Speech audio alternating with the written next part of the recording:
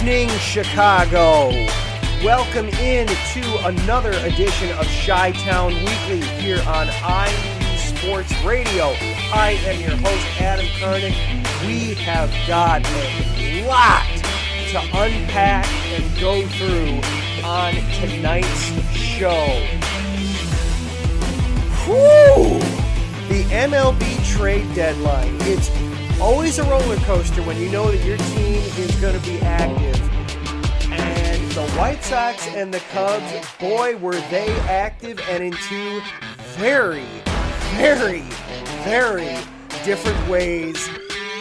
This was an emotional roller coaster this past weekend. We have got to dissect it and go through that. The White Sox trending up and the Cubs, of course, trending in the other direction.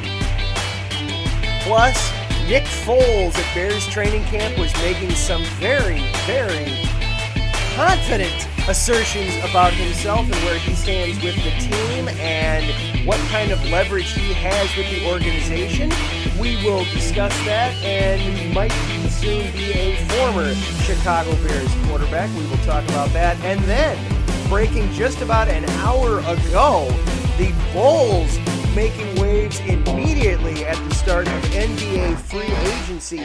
Lonzo Ball is on his way to town.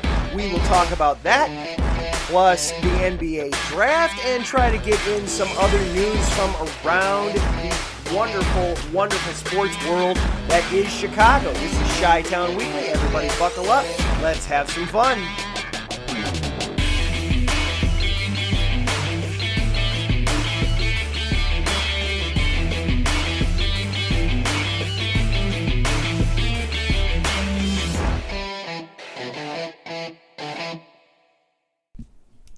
And once again, welcome on in to the show. I am your host, Adam Karnick. I am so glad that you are here, taking time out of your day and your week to talk Chicago sports with me.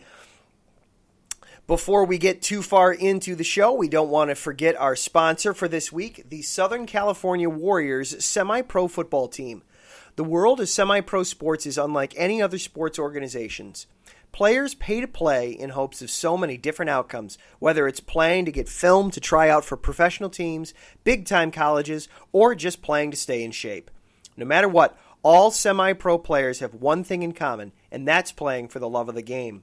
The SoCal Warriors have been on a quest to earn titles and give players second chances since 2017. Whether you're in Southern California or anywhere in the world, give semi-pro sports a chance if you love your sport. You may get that second chance you've been waiting for as an athlete. Find them on Twitter at SoCal Warriors, Instagram at Southern California _Warriors, Facebook at Southern California Warriors. And of course, you can follow along with IE Sports Radio on all the major social platforms at IE Sports Radio on Twitter, Instagram, and Facebook, or of course, go to our website, iesportsradio.com. If you want to follow along with this show, you can do that on Twitter at IESRC. Or if you want to follow me on Twitter, you can find me at Adam_Karnick. Ways to interact with the show. Of course, if you are listening live here on the Spreaker app, then please log on in. It is free. Hop on into the chat. Good evening, Taryn, Steven, and Larry. Everybody's in there already talking things up. Feel free, hop on in, and we will have some fun in interacting there in the chat. Or if you just want to sit back and listen to me yak at you, that's fine too. It all works. So the big news right out of the gate that I wanted to start with was to react to the MLB trade deadline. Whew, my goodness, that was a lot to keep up with. We'll start with the White Sox. The White Sox, of course, making the big additions, getting second baseman Cesar Hernandez from Cleveland, and then making two big trades with the Cubs, getting Ryan Tepera and Craig Kimbrell to shore up the bullpen. Hernandez, as soon as Nick Madrigal went down and was lost for the season, you felt like if there was a position on the diamond on a regular day in day out basis, second base was kind of the hole that the Sox would need to plug. So getting Cesar Hernandez over from Cleveland makes sense. He's a veteran hitter that knows what to do. The moment in the playoffs won't be too big for him. Makes a lot of sense. And then, of course, the bullpen was something that the middle relief was something I'd been talking about for weeks, and the White Sox have been talking about for a while. Of the starting rotation has been good, especially your 1 through 3 starters. Rodon, Lance Lynn, and Giolito have all been fantastic. Keuchel and Dylan Cease, okay, you know that they can do it. The season's starting to wear on them a little bit, but you don't necessarily need to go and shore up the rotation. And you've got Liam Hendricks, one of the top 2 closers in baseball. So you've got the 9th inning taken care of. It's can you get from the 6th or 7th inning, however deep into the game your starter goes, and get to Hendricks. Can you shore up those 1, 2, or 3 innings? Getting Tepera over from the Cubs felt like an obvious move at the time that, hey, here's something you need. Right-handed relief pitching, go out and get it. It's a rental, shouldn't cost too much. Sure enough, wasn't too big of a cost to the Sox. But then the huge one was going out and getting Craig Kimbrell from the Cubs. That one just blew my mind when it came down, because the Sox have already got a closer in Hendricks. But to then also get Kimbrell,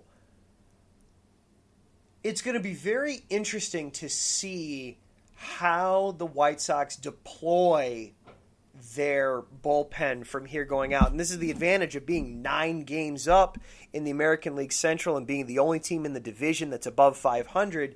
And just in short, being the lead dog in the pack. They've now got the entire months of August and September to play around with their bullpens and see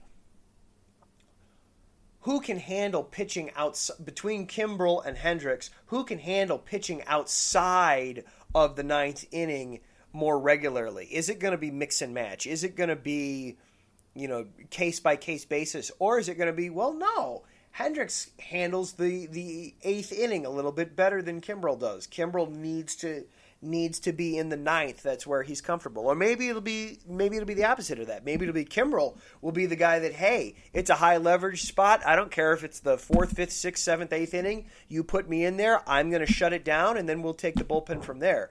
But you now look at what the Sox have in their bullpen. You've got Michael Kopech, who is only in the bullpen for this season just as he's recovering from injuries and getting that arm strength back. You've got Ryan Tepera, who's been one of the top relief pitchers in baseball through the first half of the season. Yeah, he may have been benefiting from a little bit too much reliance on the sticky stuff. He did give up a home run in his first appearance with the Sox. There was some concern with that with the Cubs before they dealt him, that he might be a guy that, they're cracking down on the sticky stuff. Tepera might be a guy that suddenly, his spin rate went down a whole heck of a lot. Gee, I wonder what happened there. But if he can lock it in and get comfortable in his role on the South Side, and then Kimbrell and Hendricks, God bless whoever's coming in to face that gauntlet of a bullpen come October. The White Sox starters might only need to get into the 5th inning in order to lock it down. If you're an opponent facing the Sox and you're not in the lead 4 or 5 innings in, you might be in trouble trying to go through that gauntlet night in and night out against those guys. So kudos to the Sox for making a strength and not taking this season for granted, recognizing that they've got an opportunity here to clinch the American League pennant and definitely make a run at winning a championship for the first time in 16 years. They've got an opportunity here to do that, and they're not letting it slip by. Kudos to Rick Hahn and Jerry Reinsdorf for recognizing that, being willing to take on a little bit more cash, and really going for it this year.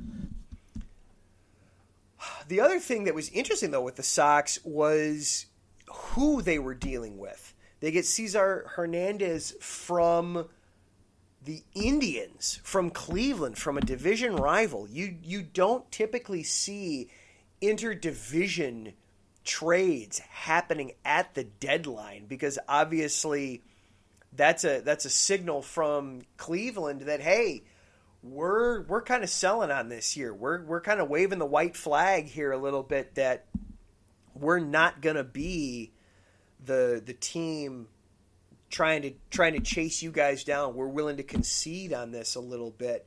And then making not one but two trades with the Cubs.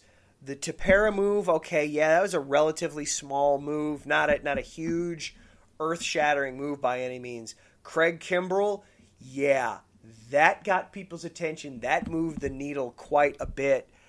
You don't see the Cubs and the Sox frequently make moves being in the same market with each other. You're kind of playing for the same fan bases, the same fan base there, the same eyeballs. So unusual moves there. And that leads me into the Cubs. And I see Taryn commenting in the chat that he'll refrain from making fun of the Cubs.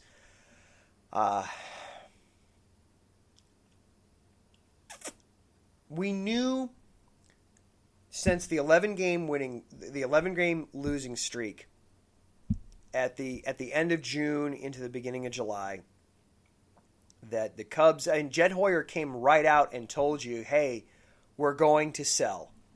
And you can look back and you can even see evidence of it going back to the offseason. Selling off Yu Darvish basically because his contract was more expensive than they wanted. Opting to not tender Kyle Schwarber. They were already signaling that there were going to be some hard moves coming, and it was going to be tough to watch.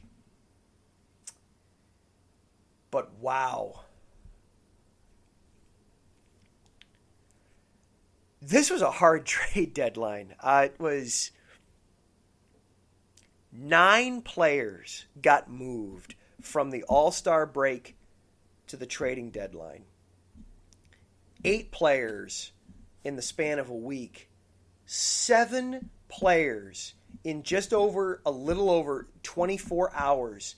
7 Cubs got dealt.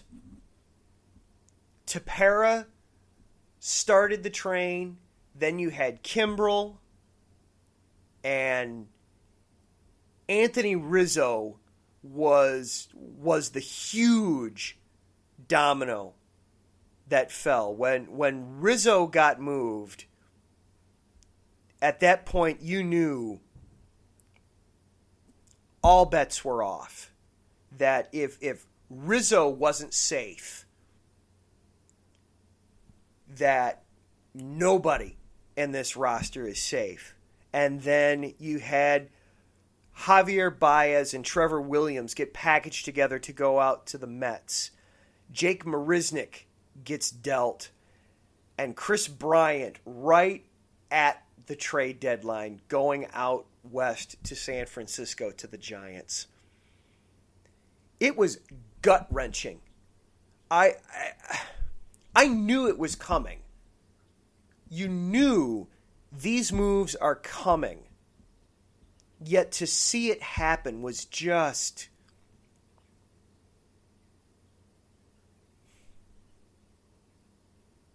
soul-crushing. That's the best way I can say it. I wanted to over the weekend, and unfortunately, it became a very, very, very busy weekend, and I unfortunately didn't have time. I wanted to do a message to Cubs fans and to the Cubs players that got moved. So I guess I'll do it here.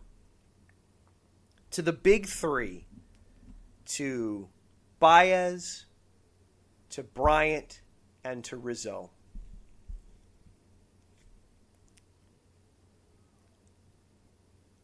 There are not enough words. There's not enough time. There aren't the right words to express just how much you guys meant to Cubs fans, to Chicago as a sports town, and Chicago as a city. You three were part of a core of a team that will go down in history. You're the curse breakers. There's no longer talks of billy goats or black cats or any other of those silly superstitious talks. We can look back at all that now and we can laugh at it. We can recognize it for how quirky and silly it was. Thank you for that. You three combined to give us some of the biggest images and memories and takeaways in the history of the Chicago Cubs franchise. You were all part of the greatest run that this franchise has ever seen. Thank you for that. To Cubs fans, this was one of the hardest weekends to ever experience. I was, between the different feeds and ways that I was interacting with fans, everything was going on, from just disbelief to tears to anger to demands for answers. And every single one of those responses was appropriate. This was hard. This was unbelievably hard. Harder than any of us thought it might be. And then to turn around and watch all three of them hit home runs in their first game in their new uniforms was amazing, but at the same time hurt. And that's okay. It's going to take time. But it's okay to be, whatever emotions you went through this weekend, it was okay. It's okay. Ride those waves. We'll go through it. We'll talk through them together as fans, and we'll process it. But this was hard. This was I caught myself several times looking up replays and hearing old calls and choking back tears, because these guys were some of the best players that we ever got to see, and it's gone.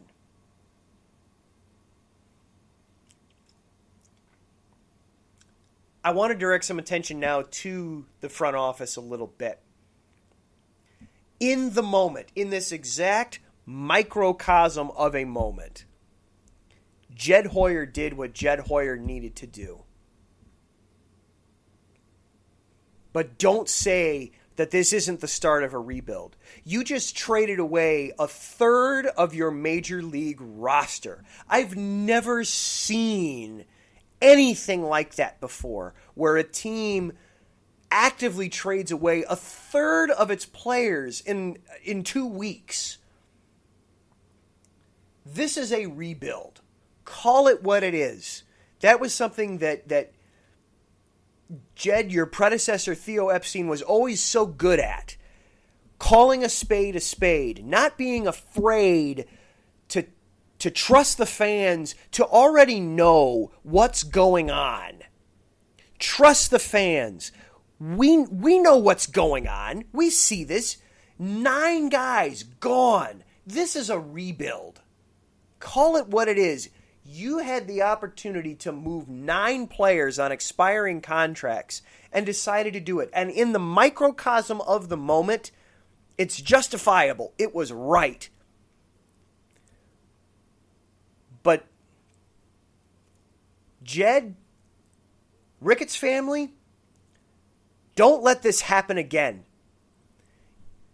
We've had since 2016 to figure out who to keep and who to let go. And to let it go all the way to the final trade deadline and then feel like you've got to trade them simply because you don't trust that you'll be able to re-sign any of these guys? Rizzo was the heart and soul of the team. If there was anybody out of this group that you thought deserves to be a Cub for life, it's Anthony Rizzo, the guy who came to the ballpark every day, whether the team was 20 games over 500 or in the midst of a 100-loss season. He came to the ballpark with a smile on his face and was ready to go. Is handing out hand sanitizer to his teammates or the other players as they get to first base, just to lighten the mood in the middle of a pandemic, or takes the mound in the middle of a blowout and strikes out a position player and has a look on his face like, how the heck did I do that?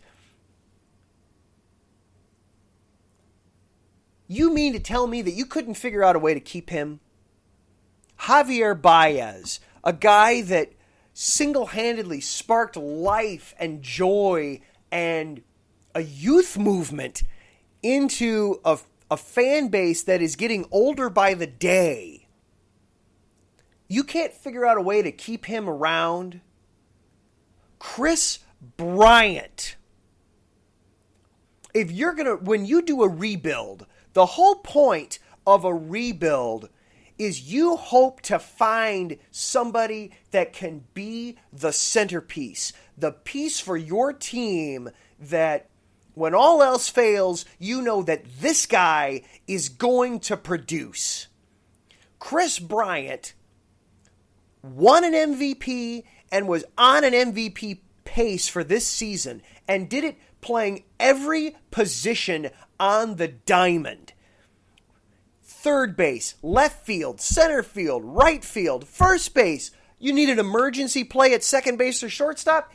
I got you, Coach. I got you, Rossi. I can go out and do that.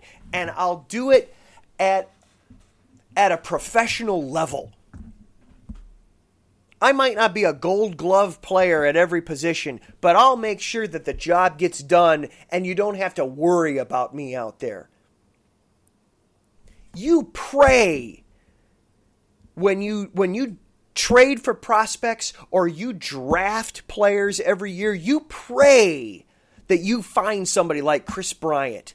You mean to tell me that you can't find it in the budget or the bankroll to keep a kid like that who's not even 30 years old? What are you doing this for then? The best you can hope to do is simply replace. You'd thank your stars if you find somebody who is as good as Chris Bryant in all these guys that you just moved, to simply replace what you already had. I know the Ricketts family has been going around spending the last few years buying things up around the ballpark, creating Gallagher Way, building new hotels, getting new restaurants all around, changing the Wrigleyville area, creating a new television station, monopolizing the Chicago Cubs. If there is $1 spent on the Chicago Cubs, it winds up in the Ricketts pockets. That's what they've been spending the last few years doing. You better realize that the only way that play works is if the on-field product remains something that people want to go to. Yes, Cubs fans went through this already. 2012, 2013, 2014 went through a rebuilding phase. And yes, there were still some fans in the building, but Wrigley wasn't sold out for every game. You didn't have the big party atmosphere at Wrigley. You didn't have people building cup snakes in the bleachers every night. You keep crying how the pandemic gave you biblical losses. Having a team in a major market that goes on a cycle of every 5 years having to go through a 3-year rebuild, you have no idea what biblical losses look like. Do not let this happen again. There's every chance that they could re-sign one of these guys. And there's every chance that one of these plethora of prospects that they just got and just acquired will pan out. I was hoping to go through some of those prospects today. I'm not really prepared to talk about them right now. I apologize. I meant to do more homework and research into them over the weekend, and unfortunately just life intervened.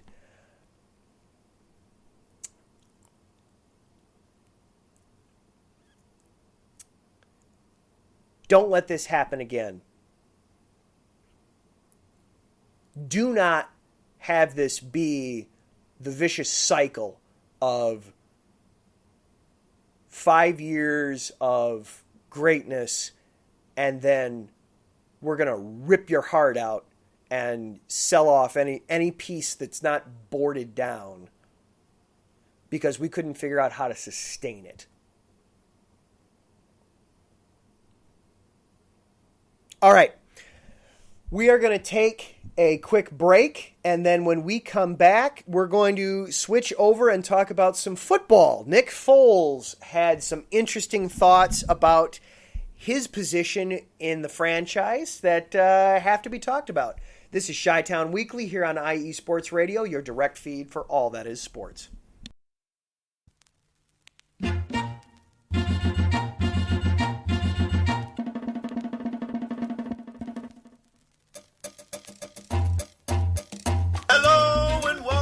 To the Soccer Scoreboard Show with your host, Gabriel Montoya. This is the show for soccer, football fans, or whatever you call the beautiful game. Every week, I tackle the latest and greatest news from around the soccer world. From the English Premier League, to the World Cup, to MLS, Liga MX, and more. You can listen to the Soccer Scoreboard Show and our lineup of fantastic guests every Friday at noon here on IE Sports Radio, your direct feed for all that is sports.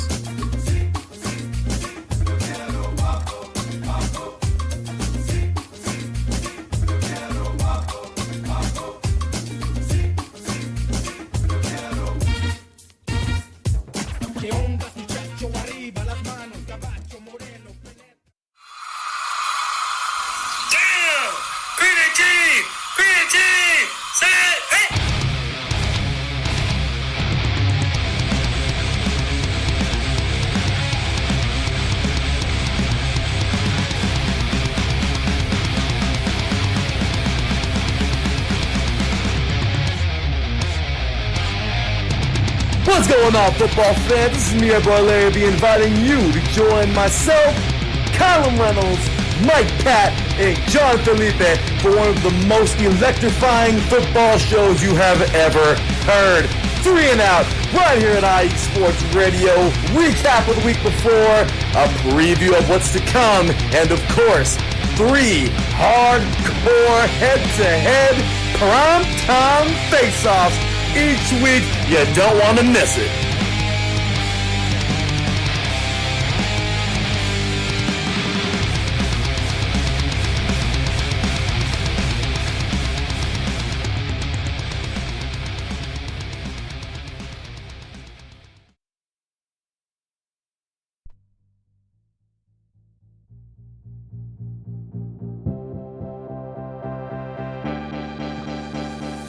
Hey guys, it's Blake Henley, better known as H-Town Blake to some of you. Happy to announce that Bases Loaded is back and in full force. We'll be bringing that high heat every Tuesday night here on IE Sports Radio.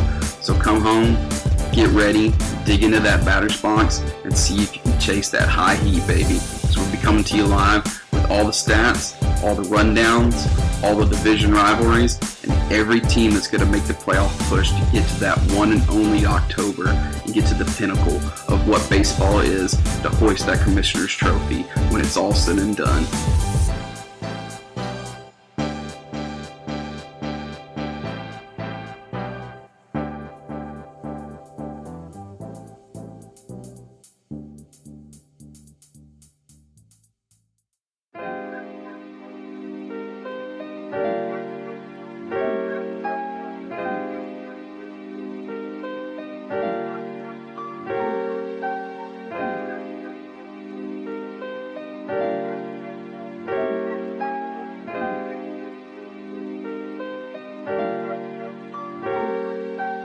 Hello, ladies and gentlemen. My name is Davidson. It's your boy, Notorious Lava. And we are the hosts of Fast Break here on IE Sports Radio, where we discuss everything in the world of basketball from prep to the pros. You guys should definitely check us out, man.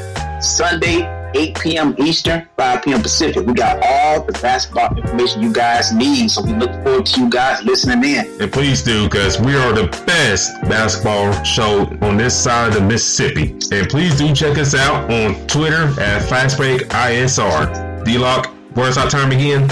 8 p.m. Eastern, 5 p.m. Pacific. That gives you guys plenty of time on a Sunday. Tune in.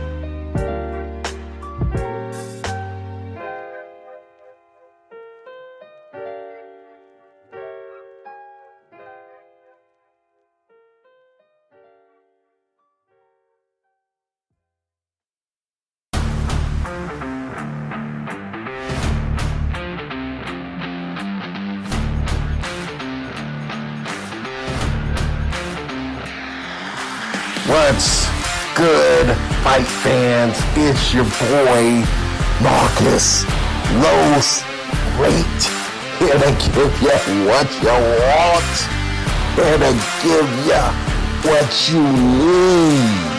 Yeah, man. Yeah. I'm coming to you live, straight from your mama's basement with a crispy, awesome white tea. They're coming to you live every Tuesday at 10 p.m. Eastern Standard Time. Powered by IE Sports Radio, your direct feed for all that is sports.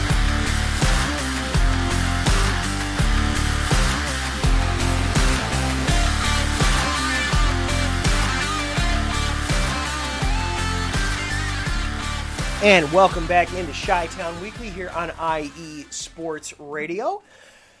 So after a bit of a rough first segment there, talking about the trade deadline, let's talk about the Bears a little bit, shall we?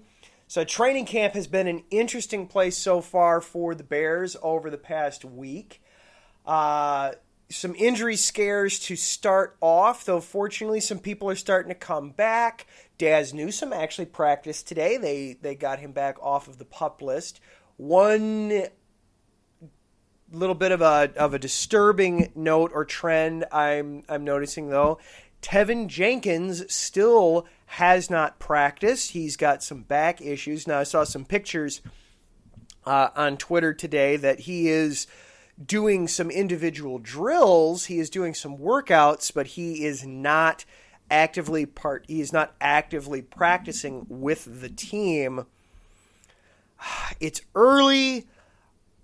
I don't want to jump to conclusions too fast, but I am starting to sense some Gabe Karimi, Chris Williams, Mark Colombo, if you can remember back that far.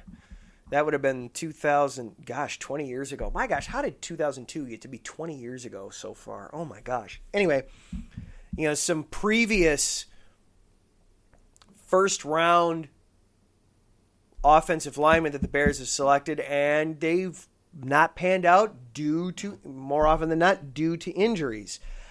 I'm starting to get a little nervous and worried about that. Hopefully Jenkins can suit up and get out there, but the Bears don't have anybody on the roster right now that has starts at left tackle in the NFL.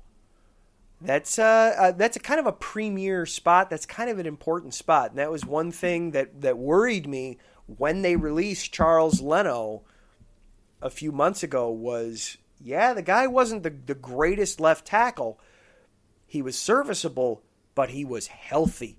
He was reliable. You knew he was going to be there. You knew, if nothing else, all the other four spots on the offensive line will be mix and match and more often than not were, but you knew that you were going to have Leno on that left tackle spot. So that's definitely something to be keeping an eye on. Justin Fields has been making some outstanding throws and progressions. They asked him about what's the most challenging thing out there on the field. And, of course, you heard some of the standard responses of, the speed of the NFL compared to the college game. Of course, the NFL is faster. But one that struck me was he said, literally calling the play in the huddle is one of the hardest things. Because that's something, obviously, he didn't do in college. He knows the plays. He's executing the plays, and that's something that Coach Nagy raved about for him. He's executing the play calls correctly, and he's starting to get them called in the huddle correctly and quickly in doing those things. The next step for him is kind of starting to anticipate more coverage things, but he's making some just beautiful, gorgeous throws to receivers, and not only just, hey, a receiver beat the coverage and he hits him in stride, anticipating, hey, this guy is going to be open at this spot at this time, and hitting him, throwing a guy open, throwing the ball before the receiver is open and before he's made his break, but the receiver runs his route correctly and finds the ball there waiting for him. Just some beautiful things from Fields. It's sounding like they're still going with Dalton with the ones. They're still going with Andy Dalton as the starter. We'll see tomorrow night when they have practice. Tomorrow night they're actually at Soldier Field to do a practice. We'll see who's out there and what capacity there. But some good things happening with Justin Fields. The other quarterback, though, that's making the rounds, and his name has popped up a lot in the last couple days, has been Nick Foles. Now, to set the background here, you remember this past offseason, there were all the quarterback carousels happening, and the Bears constantly were getting mentioned with all of them. Well, one of the quarterbacks that got mentioned was Carson Wentz. Carson Wentz ultimately signed with Indy, or ultimately didn't sign with Indy. The Eagles made a trade with Indy and acquired him.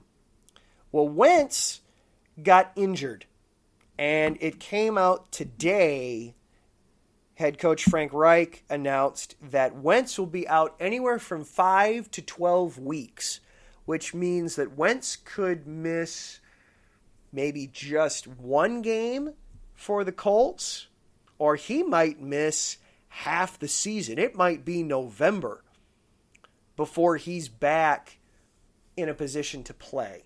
And if you want to know more about the Colts situation and hear about that, check out Justin on Saturdays doing High Octane Entertainment. Justin is an outstanding guy, a great host.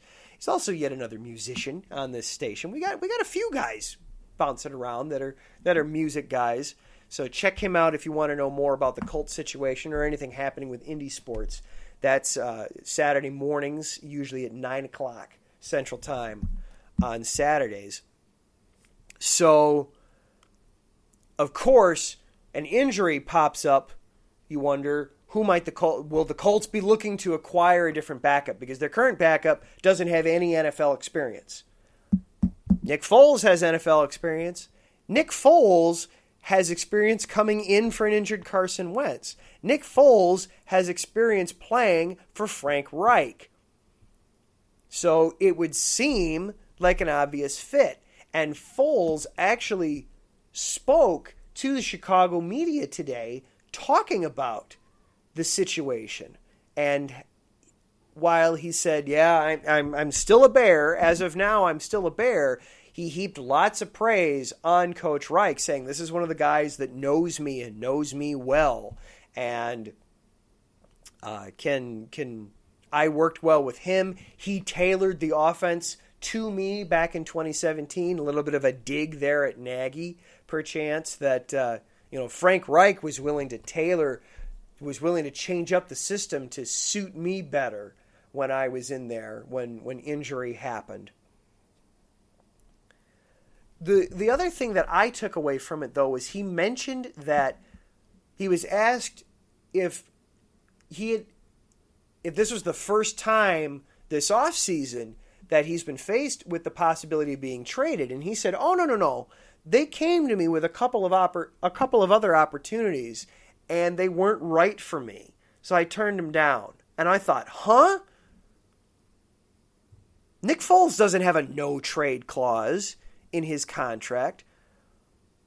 With all due respect, why the heck are they going to Foles to ask him, hey, do you mind if we trade you here? I have to imagine that one of the other spots has been the Jets. The New York Jets currently have 3 quarterbacks on their roster that whomever of them starts week 1, it will be their first NFL start ever. They have exactly 0 starts in their quarterback room right now. I'm not sure what other spots have come up as available to Foles, but why are they asking Nick Foles if he's okay with the Bears trading him? Short of, well, I might retire if I get traded, what kind of power or leverage does he have over this situation? He shouldn't have any. Why are the Bears giving him power over this situation? And Foles, you're a third-string quarterback. Coach Nagy has made it abundantly clear that he does not want you to take the field this season. He drafted a quarterback, and he went out and got a guy who is basically a free agent version of you to anoint as the starting quarterback, and then went out and traded up to draft a rookie in the first round. The Bears have made it abundantly obvious that they have 0 plans to play Nick Foles this season. Why in the world, if you're Foles, and if you listen to that press conference, he wants to be out there. He talked about how he's going out there with the third stringers, and he is tearing them apart, and he is showing you how it's done. And he reminded everybody of how well he played in 2017. The guy wants to play. What the heck are you doing here? Go. Let the Bears trade you wherever it is. It may not be a starting job, but I promise you it won't be a third-string job behind 2 guys that the Bears are going to do everything in their power to make sure that you, Nick Foles, don't see the field. So I don't understand it. Why they've, given him this power to veto trades, and B, why he's exercising that power to veto trades. It makes no sense to me. But I guess it is what it is. It's something that'll be interesting to keep an eye on and see how much longer Nick Foles is a Bear. I would expect sometime here in the next week that Foles gets dealt. If not to Indy, somewhere, because you know there's going to be another quarterback that's going to go down, and somebody's suddenly going to be in need of a veteran standby guy. I would think Indy would be the best spot for Nick Foles, but we'll see. Nick Foles wasn't the only guy making news in free agency and trades and things like that this past week. We are going to take a quick whip around the rest of Chicago sports. The Bulls have a new ball boy. We will start there, and we'll probably stay at United Center for a little while. This is Chi-Town Weekly here on IE Sports Radio, your direct feed for all that is sports. If you're someone who wakes up each morning with lists of sporting events to go along with your to-do list for the day, then you just might be a diehard. The world of sports is as vast as the ocean is deep, including the major leagues, the minor leagues, the college, and everything in between. This is me, your boy Larry B of IE Sports Radio, welcoming you to join me every Monday evening at 4 p.m. Pacific, 7 p.m. Eastern on The Defining Moment, a show that focuses on what really matters in the sports world, sports themselves, and nothing outside of them. Once again, tune in for The Defining Moment with me, your boy Larry B, every Monday evening at 4 p.m. Pacific, 7 p.m. Eastern on IE Sports Radio, right here on Spreaker.com. We'll see you there.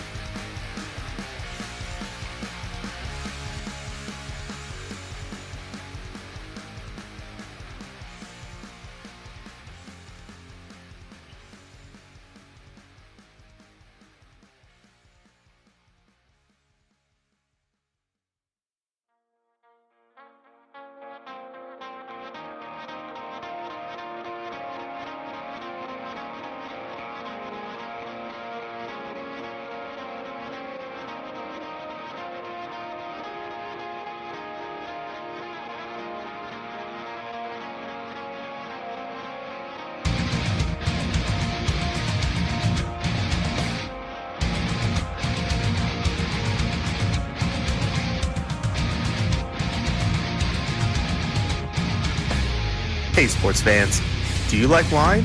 Well, we've got the show for you. This is Let's Wine About Sports, a show where we talk about wine and sports simultaneously. From the classic Cabernet Sauvignon all the way down to the grapes that you've never even heard of before.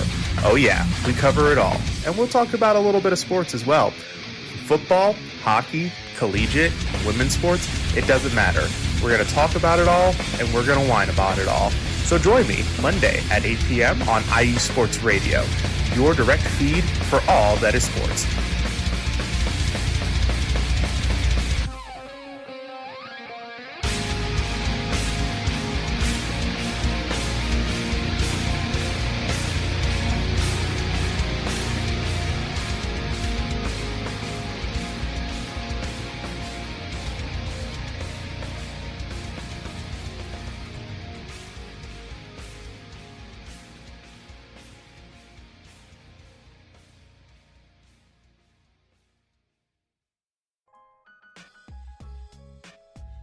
Hey, what's up, sports fans? You're looking for a different type of sports talk show, something you haven't heard before? You gotta check out the BS3 Sports Show every other Saturday on 2 Live Stews Radio, 1 p.m. Central Time, 2 p.m. Eastern. Sports talk at its finest. Always have great guests, playing some good hip-hop. You don't want to miss it. Make sure to tune in to the BS3 Sports Show every other Saturday at 1 p.m. Central Time, 2 p.m. Eastern.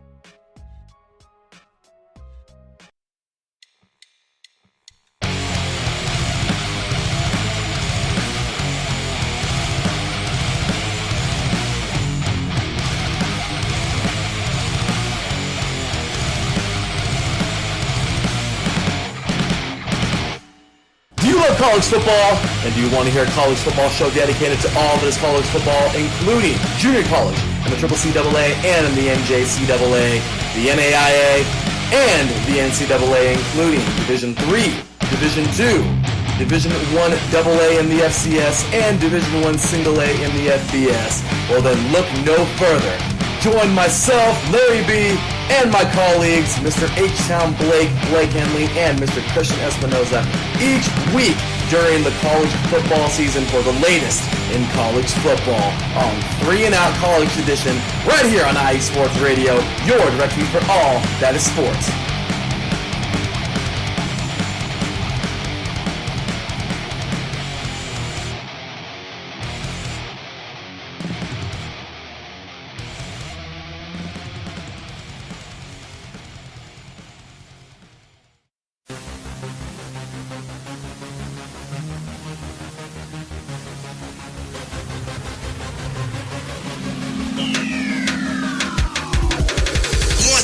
Everybody, this is Darren Rodriguez. Are you a fan of volleyball? Are you a fan of Thunderous Spikes? Then I have the show for you, Set Point, where I cover NCAA men's and women's volleyball, high school boys and girls volleyball, beach volleyball, and even professional volleyball. Catch the action every week here on IE Sports Radio, your direct feed for all that is sports.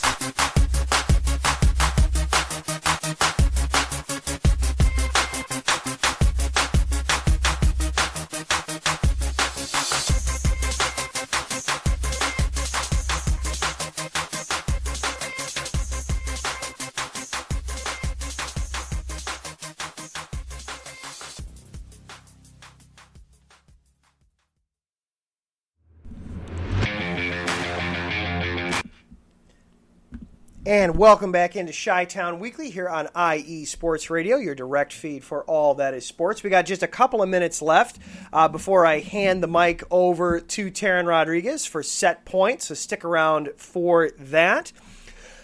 Some final news, though, before we get out of here. About 2 hours before the show broke, it was the start of the it's about an hour before the show started. So about 2 hours ago from now was the start of the NBA's free agent period, and the Bulls immediately made some noise. Point guard was one of the positions that the Bulls just really couldn't lock down last season. Couldn't really get a grip on it. They tried Kobe White there, and White, while he gave it a terrific... He put a lot of effort into it and really worked hard at it. He's a natural shooter. He's a natural scorer. He's not necessarily a facilitator of the offense. He's somebody that operates better when the offense is flowing through him. When they got Nikola Vucevic, that again was at the idea of, hey, we've got a great facilitator here, but you're a big man. We need some more of that out of the point guard position. They needed that quarterback, if you will. Well, the Bulls went out and got themselves a quarterback on the hard court right away. Lonzo Ball signed a 4-year, $85 million deal with the Bulls. The Pelicans opted to not match it, so that means that they will do a sign and trade with the Bulls. The Bulls will send back to New Orleans guards Tomas Satoransky and Garrett Temple. They're also going to send a second-round pick in next year's draft to the Pelicans. Satoransky has a $10 million salary for this upcoming season. That's fully guaranteed. That is now the property of the Pelicans. And Garrett Temple, is going to sign a 2-year, $5 million deal with New Orleans. That's according to David Aldridge of The Athletic. But now the Bulls have got their point guard. They've got their facilitator. And Ball is somebody that he's not necessarily great at any one thing. Last year he averaged just over 14.5 points a game, just under 6 assists, just under 5 rebounds. But he's somebody that is going to be really good at a lot of things, and he is an excellent passer, somebody that is going to help facilitate the offense, make sure that things run smoothly. If nothing else, this is going to be somebody that just brings some order to the offense. So the Bulls didn't mess around while they were doing that. Got addressed a need right out of the gate. Went and got a big guy, somebody that Ball has been linked with the Bulls for a long time. The Bulls were trying to get him at the trade deadline this past season. So this is somebody they've had their eyes on for a while. You're starting to see this team come into shape a little bit now. You've got Levine locked up. You've got Vucevic locked up. Patrick Williams, that's last year's first round pick.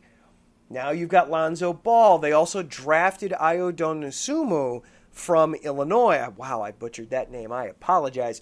They drafted Ayo out of University of Illinois at the end of last week with their one draft pick. You're starting to see this team take shape a little bit. They might still go after another veteran point guard. The tantalizing one, especially from a fan standpoint, is to bring Derrick Rose home. That'll be... we've talked a lot about emotional roller coasters a lot on this show today. That would be another emotional roller coaster to go on to bring Derrick Rose back home. But lots happening with the Bulls. Their United Center tenant, the Blackhawks, also made big waves last week, trading for goalie Marc-Andre Fleury most recently from Las Vegas. Fleury, actually, he was so surprised by the move, he had expected to retire out in Vegas that he actually contemplated retiring right there on the spot when he heard he was getting traded. But he has decided, no, he will stick it out. He's got 1 year left on his deal. The Blackhawks have made some very interesting moves this offseason. There's a lot of feeling that the Blackhawks are obviously going to try and go for this here this upcoming season. So interesting stuff happening at the United Center. And then one quick Olympic shout out, and I want to make sure that I get the name here correct. Jasmine Camacho Quinn. She is the younger sister to Bears linebacker Robert Quinn. She did the 100-meter hurdle for Puerto Rico yesterday in the Olympics, and she won the gold medal. So congratulations to the Quinn family. Congratulations to Jasmine. A fantastic job there. Also congratulations to the U.S. women's 3x3 basketball team for winning the gold medal in that inaugural event. Some other Olympic news from today. The U.S. women's soccer team got surprised this morning and lost in the semifinal round. They will now play for the bronze medal later on this week. And then also, of course, there was the big story of the Olympics last week was Simone Biles dropping out of pretty much all of her events. She will participate, and I apologize I don't have the schedule in front of me right now, if she has not already participated in the balance beam, the final event of women's gymnastics at these Olympic Games. So you will see Simone Biles compete in one event at least. Lots to talk about there. We are out of time, though. We have got to get out of here. Big shout out. Thank you again to the Southern California Warriors for continuing to sponsor us here at IE Sports Radio. Big shout out to everybody in the chat room today. Taryn and Larry and Marcus and Steven. Thank you guys for keeping things fun in the chat room. Finally, thank you, the listener, for continuing to come here every week. It's a lot of fun. Next week is going to be a crazy episode. It is episode 50. I've been doing this for a year already. My goodness, where has the time gone? So, got some things in the works for that. We'll figure out what to do next week, have some fun. But for now, stick around. Taryn's back up with Set Point next, getting you caught up in everything happening in the world of volleyball. Until then, be safe, be good. We'll talk to you later.